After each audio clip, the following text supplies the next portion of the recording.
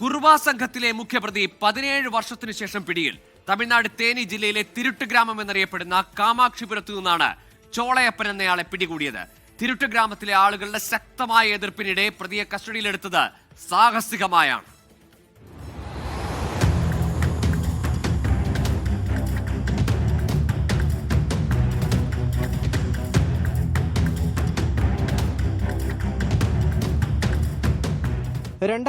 ൽ കുമളി ചക്കുവള്ളത്ത് വീടിന്റെ പിൻവാതിൽ കുത്തി തുറന്ന് അകത്ത് കയറിയ ശേഷം സ്ത്രീയുടെ മാല പൊട്ടിക്കുകയും പണം കവരുകയും ചെയ്ത സംഭവം നടന്നിരുന്നു.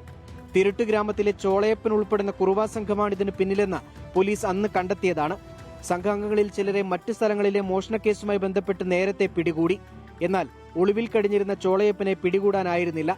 മൊബൈൽ ഫോൺ കേന്ദ്രീകരിച്ച് നടത്തിയ അന്വേഷണത്തിൽ ചോളയപ്പൻ കഴിഞ്ഞ ദിവസം കാമാക്ഷിപുരത്തെത്തിയതായി പോലീസിന് മനസ്സിലായി.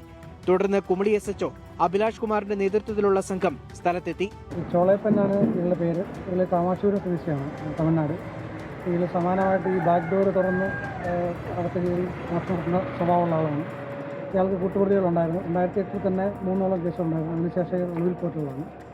അതിനുശേഷം ഇയാളെ ഇപ്പോഴാണ് നമ്മൾ പിടിക്കുന്നത്. ഇയാൾ സമാനമായ കേസുകളിൽ പ്രതിയാണോ എന്ന് നമ്മൾ പരിശോധിച്ചു വരികയാണ്. ചോളയപ്പനെ വീട്ടിൽ നിന്നും കസ്റ്റഡിയിലെടുക്കാൻ ശ്രമിക്കുന്നതിനിടെ പ്രദേശവാസികൾ ഒത്തുചേർന്ന് പോലീസിനെ തടഞ്ഞു. തുടർന്ന് തമിഴ്നാട് പോലീസിന്റെ സഹായവും തേടി. മുട്ടം, തൊടുപുഴ, പാല, മണിമല, പള്ളിക്കത്തോട് എന്നീ പോലീസ് സ്റ്റേഷനുകളിലും ചോളയപ്പനെതിരെ കേസുകളുണ്ട്. 24 ഇടുക്കി.